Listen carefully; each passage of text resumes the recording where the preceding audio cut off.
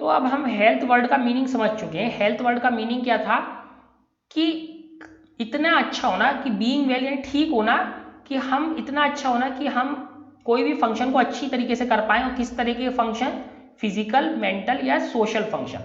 तो फिजिकल जैसे किसी चीज को उठाना है, मेंटल फंक्शन कि जैसे चीजों को अगर हमने समझना है, सोशल भी एटीट्यूड बहुत जरूरी है, सोशल हेल्थ भी बहुत जरूरी है, यानी हम लोगों से मिलते हैं, बात करते हैं। जो लोग नहीं बात करते, जो लोग अच्छे से बिहेव नहीं करते, तो उनकी सोशल हेल्थ भी खराब होती है। तो सब चीजें ये हेल्थ के अंडर में आती हैं। Personal and community issues both matter our health. तो हमारी हेल्थ क्या होती है? वो हेल्थ केवल जो है हमारे इशू से नहीं होती, वो कम्युनिटी के इशू से भी अफेक्ट होती है। Personal and community issue both matter for health. तो दोनों हमारी चीजों से हमारी हेल्थ अफेक्ट होती है। कौन कौन से? पर्सनल यानी हमारे पर्सनल, और कम्युनिटी जहां भी हम सोसाइटी में रहते हैं, घर से रहते हैं, तो उससे भी हमारी हेल्थ इशू होती है। If health means a state of physical, mental and social well being, it can not be something each one of us can achieve entirely on our own. तो अगर हमने हेल्थ का जो ऊपर मीनिंग पढ़ा है, तो हेल्थ का मीनिंग क्या है? फिजिकल, मेंटल और सोशली वेल बीइंग होना, यानी सब तरीके से अच्छे रहना। फिजिकल भी हो, मेंटली भी अच्छे हो और सोशली भी हम अच्छे हों। तो ये एक ऐसी चीज नहीं है जो हम अकेले कर पाए, ये एक ऐसी चीज नहीं है जो हम अकेले कर पाए। The health of all organism will depend on their surrounding और देयर एनवायरमेंट। तो जो हेल्थ होती है किसी भी ऑर्गेनिज्म की, सारे ऑर्गेनिज्म की, यानी किसी भी ऑर्गेनिज्म की जो हेल्थ होती है वो केवल उस पर डिपेंड नहीं करती, उसके सराउंडिंग के एनवायरमेंट पे भी डिपेंड करती है कि उसके आसपास कैसी चीजें हैं। The environment includes the physical environment. तो एनवायरमेंट का मतलब क्या है? जो फिजिकल एनवायरमेंट यानी चारों तरफ उसके है। So for example, health is at risk in a cyclone in many ways. तो जैसे अगर हम साइक्लोन के बीच में फंस जाए तो हमारी हेल्थ क्या है? बहुत तरीके से रिस्क में है, क्योंकि साइक्लोन हमें उड़ा के भी ले जा सकता है और फिर बाद में गिरा देगा, तो उससे हम मर भी सकते हैं। Human beings live in societies. तो ये तो फिजिकल वाले हो गए। तो ह्यूमन बींग्स कैसे होते हैं? सोसाइटी में रहते हैं, ये हमें सबको पता है। हम कोई अलग से तो रह नहीं रहे, जंगलों में ज्यादातर होंगे ह्यूमंस। इवन जंगलों में भी जो रहने वाले कुछ लोग हैं वो सोसाइटी फॉर्म कर लेते हैं, तो सोसाइटी में रहते हैं। Our social environment therefore is an important factor in our individual health. तो हम सोसाइटी में रहते हैं, तो इसीलिए हमारा सोशल एनवायरमेंट, तो पहला कैसा था? Physical environment. तो सोशल एनवायरमेंट भी हमारी हेल्थ में एक बहुत इंपॉर्टेंट रोल प्ले करता है। We live in villages, towns और सिटी। हम या तो गांव में रहते हैं, टाउन में रहते हैं, या सिटी में रहते हैं। टाउन का मतलब छोटे शहरों में, कस्बा भी जिसे बोलते हैं। In such places even our physical environment is decided by social environment. तो इस तरीके की जगहों में, जैसे विलेज, टाउन और स्पेशली बड़े सिटीज में, स्पेशली बड़े सिटी में जो हमारा फिजिकल एनवायरमेंट होता है वो भी कैसे डिसाइड होता है? सोशल एनवायरमेंट से।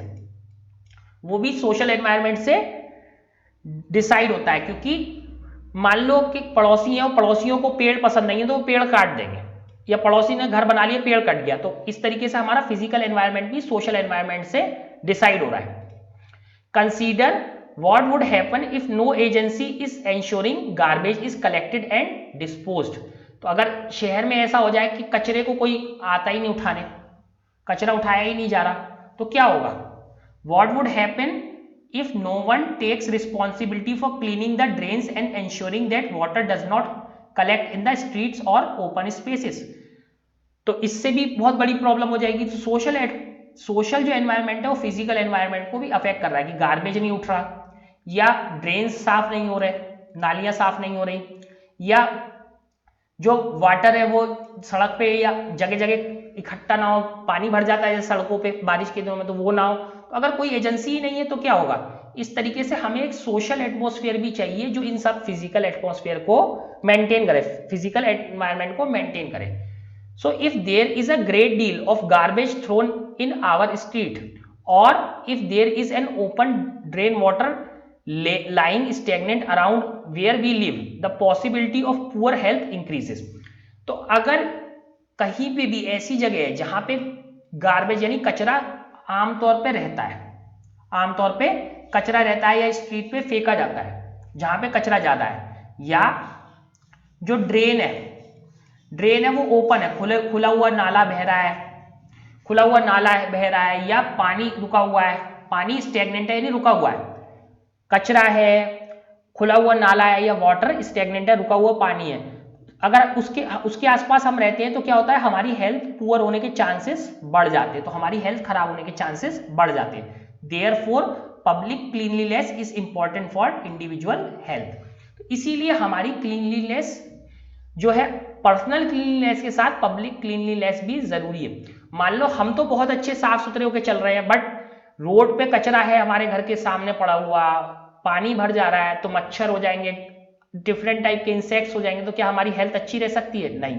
सोशल एटमॉस्फेयर हमारी हेल्थ को में एक रोल प्ले कर रहा है, और वो हमारे फिजिकल एनवायरनमेंट को भी चेंज कर रहा है। Activity 13.2, find out what provisions are made by your local authority, panchayat और municipal corporation for the supply of clean drinking water. तो हमें ये पता करना है कि हमारे जो घरों पे है ड्रिंकिंग वाटर कैसे आता है।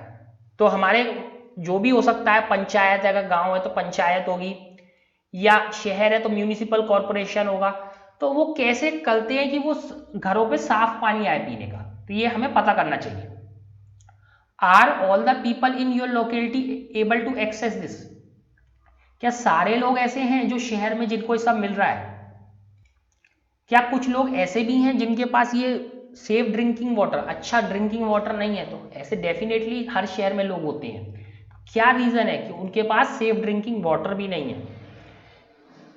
Activity 13.3, find out how your local authority manage the solid waste generated in your neighbourhood. तो इस बारे में सोच के देखो, पता करो कि आपकी जो लोकल अथॉरिटी का मतलब जो पंचायत है, म्यूनिसिपल कॉर्पोरेशन है, वो इसे जो वेस्ट जनरेट होता है, सॉलिड वेस्ट जो हम कचरा फेंकते हैं, उसे कैसे निपटाती है, उसको कैसे मैनेज करती है, उसका निपटारा कैसे करती है। Are these measures adequate? Adequate का मतलब है क्या ये ठीक है, क्या ये पूरे पढ़ रहे हैं, ये मेजर जो उन्होंने करा, तरीका जो अपनाया, मेजर का मतलब यहाँ पे जो भी तरीका वो अपना रहे हैं क्या वो सही है, एडिकेट है, क्या वो प्रॉपर है या नहीं है।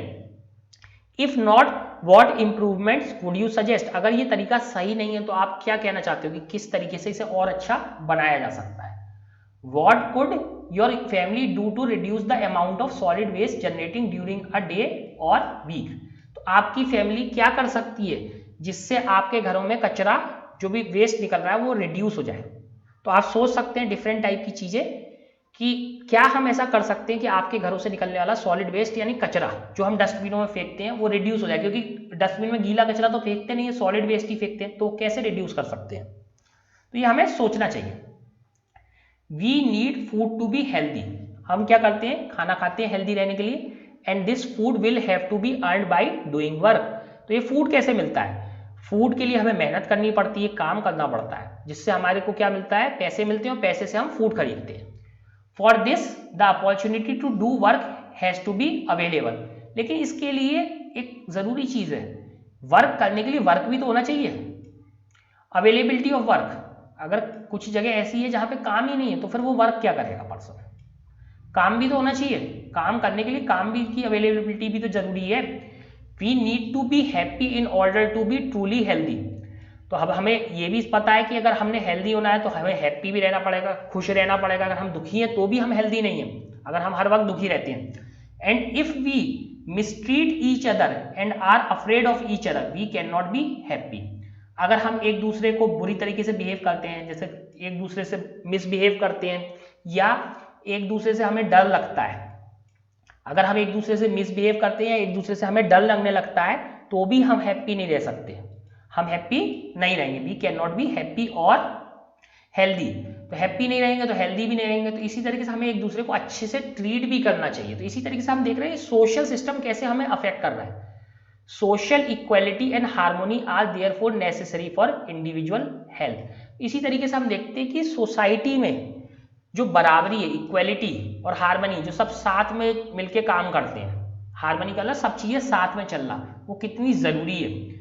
अगर इक्वालिटी नहीं है तो हमें बुरा लगता है ना कि अगर हमने एक ही चीज लिखी और एक पर्सन को ज्यादा मार्क्स मिले, एक को कम मिले, तो अगर टीचर ये बता नहीं पाता कि क्यों एक को ज़्यादा मिले, क्यों एक को कम मिले, हो सकता है कि एक की राइटिंग हैंड राइटिंग कुछ अच्छी हो या उसकी स्पेलिंग ठीक हो, जबकि दूसरे की स्पेलिंग में कुछ माइनर मिस्टेक है, तो हमें लगता है कि हाँ भाई टीचर सही बोल रहा है, कि हाँ भाई इस बच्चे ने अच्छा लिखा है, मेरी ये गलती हो गई, तो हम फील करते हैं कि हमें इक्वलिटी मिली, कि हाँ भाई हमारे साथ जो भी हुआ सही हुआ।